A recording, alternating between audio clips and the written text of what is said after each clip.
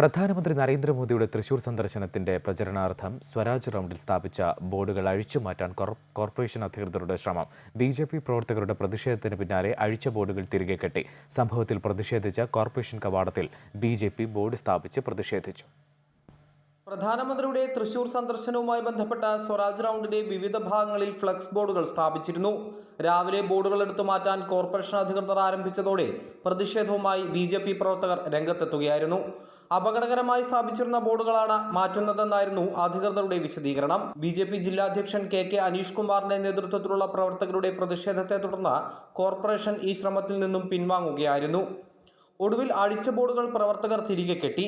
സംഭവത്തെ തുടർന്ന് ഏറെ നേരം സ്ഥലത്ത് സംഘർഷാവസ്ഥ ഉടലെടുത്തു. ഇതിനിടെ സ്ഥലത്തെത്തിയ ഈസ്റ്റ് പോലീസ് സ്ഥിതിഗതികൾ നിയന്ത്രിച്ചു. ഒടുവിൽ കോർപ്പറേഷൻ കവാടത്തിൽ ഫ്ലക്സ് ബോർഡ് സ്ഥാപിച്ച് പ്രതിഷേധിച്ച ശേഷമാണ് പ്രവർത്തകർ മടങ്ങിയത്.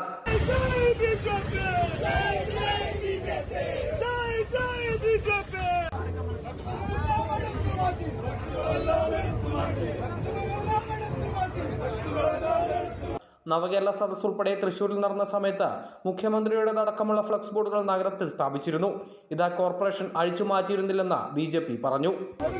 അമൃത ന്യൂസ്, തൃശൂർ.